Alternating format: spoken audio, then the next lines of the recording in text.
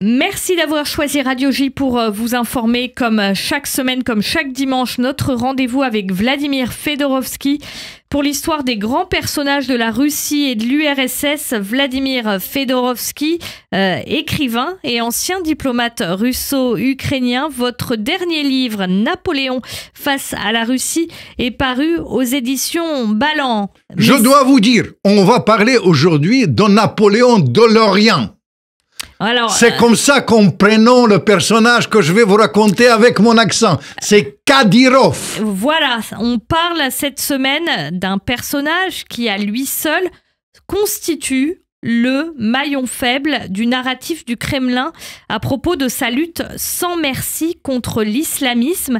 C'est le président de la Tchétchénie, Sergueï Kadyrov. Vous avez 2 minutes pour le présenter aux gens qui ne le connaissent pas. 2 minutes. Kadyrov, c'est un personnage hyper important. Pourquoi? Parce que il faut comprendre que la Russie, c'est un pays multinational. C'est 100 nations et nationalités en Russie. Toute la gestion de la Russie est basée sur la coexistence. Comment faire coexister ces choses-là? Il y a 20 millions de musulmans là-bas. De quelle manière il faut traiter ça? Et il faut dire que finalement, l'arrivée de Poutine, il a basé finalement sa popularité qui était à un moment donné exorbitante sur sa gestion de la guerre en Tchétchénie. Ça, c'était au début C'était au début, quand il est arrivé en 1999, finalement, il a dit que je vais tenir la tête à l'islamisme, je vais maîtriser la situation en Tchétchénie. Il est allé même, le 11 septembre, aller plus loin, qu'il est prêt à faire une alliance avec l'Occident. Il a pris même le téléphone à l'époque, il a téléphoné au président américain. On a dit, nous sommes dans la même barque comme dans la guerre contre les nazis. Nous devons lutter ensemble. Il est tenté par ça. Nous devons lutter ensemble contre l'islamisme. Mais là, il y a une ambiguïté de la gestion. Je tiens à vous dire, parce que comment il faut gérer ça? Vous savez, à l'époque, il ne faut pas se leurrer. On va revenir sur la gestion, mais Sergueï Kadyrov, effectivement, Vladimir Poutine, c'est ce qu'il présente aussi dans ce qu'il fait en Syrie et dans ce qu'il a fait en Tchétchénie, c'est-à-dire sa lutte sans merci contre l'islamisme. Et d'ailleurs, récemment, il y a eu un terrible attentat islamiste en Russie, mais il a placé là Sergueï Kadyrov, justement, comme vous avez dit, pour encadrer les choses. Et c'est vrai que c'est comme à Moscou, ça se passe bien. En tout cas, il n'y a rien qui dépasse. Mais Sergueï Kadyrov, c'est quand même l'homme qui a dit, alors que Vladimir Poutine dit qu'il lutte contre l'islamisme, l'attentat contre Charlie Hebdo, quand il a eu lieu à Paris, c'est bien fait pour eux. Vous savez, l'ambiguïté de Kadyrov est une ambiguïté assez importante.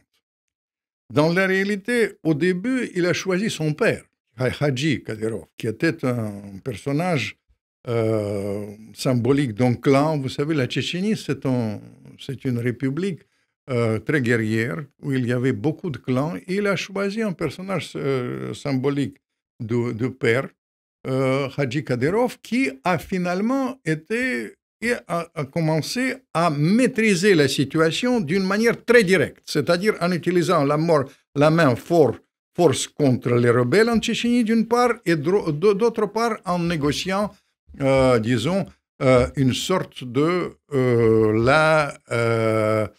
l'alliance, je dirais, avec les anciens rebelles. Ça, c'était le début. Mais après, le bras droit du père Kadyrov, c'était son fils. Et le père, son fils qui était responsable d'ailleurs des contacts avec les rebelles, responsable de la sécurité en Tchétchénie. Mais le fils n'a pas pu prévenir l'attentat en 2002 contre le père, et le père était tué dans l'attentat. Et là, Poutine, il n'a pas hésité une seconde. Il a pris le fils, il l'a placé comme le personnage fou, comme le personnage clé en Tchétchénie. Le personnage fou, c'est un lapsus? Presque, peut-être,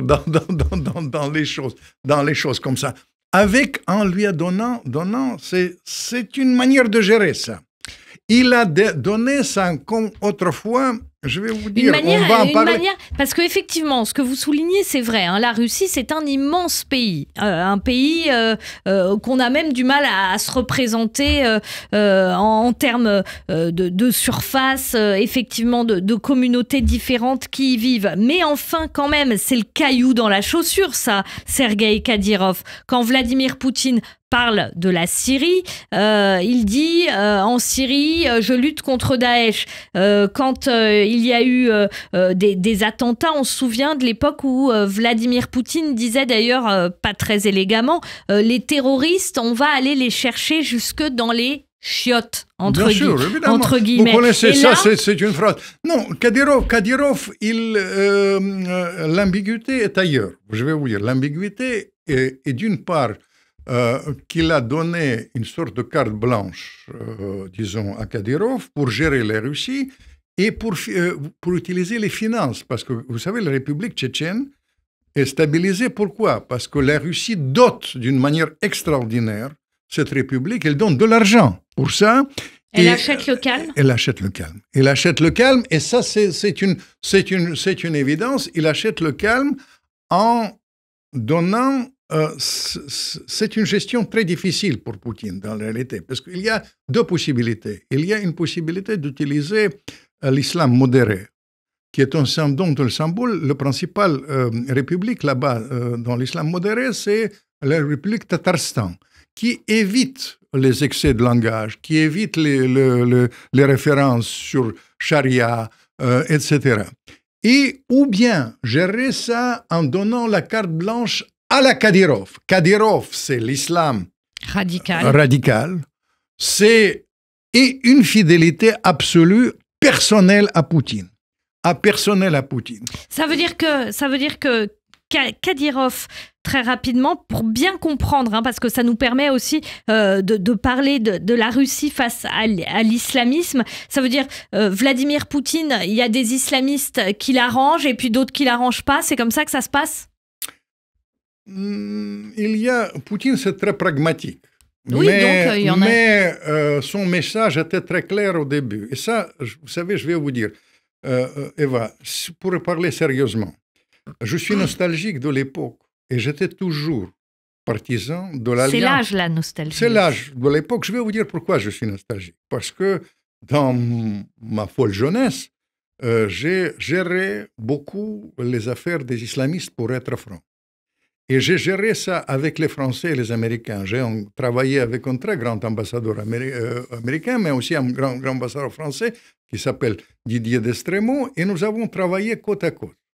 Et nous avons échangé des informations. Mon désarroi et mon chagrin aujourd'hui, qu'aujourd'hui, les informations ne passent pas. Par exemple, les derniers attentats de Moscou, je connais la vraie histoire, mais les Russes sont méfiants par rapport aux informations américaines qui ont été données à propos de ça. Mais en plus, ces informations ont été écorchées parce que les Américains ont eu peur de donner des informations très, très peu pointues. À mon époque, je vous signale, on a travaillé côte à côte. Je me souviens, je vous ai raconté comment j'ai rétabli les rapports avec les Israéliens, comment on a travaillé avec les Israéliens, avec la confiance totale. Aujourd'hui, ça ne se passe pas comme ça, mais vraiment, l'ordre de choix est fatidique. Et je dis d'une manière très, très grave qu'aujourd'hui, il ne faut pas se tromper des ennemis. Soit on va vers le conflit mondial vertigineux, soit on s'arrête, qu'on regarde, comme autrefois Kennedy et Khrouchtchev pendant la crise de Cuba, qu'on regarde les yeux dans les miroirs. Et dans ce cas-là, il faut tôt ou tard recommencer au moins d'échanger des informations sur l'ennemi absolu qui est pour moi, qui est l'islamisme agressiste qui vise Israël, qui vise la Russie et qui vise l'Occident. Merci beaucoup Vladimir Fedorovski, écrivain et ancien diplomate russo-ukrainien. Vous êtes fidèle à votre maison d'édition, la maison d'édition Ballant, pour votre dernier ouvrage, Napoléon face à la Russie. Merci beaucoup.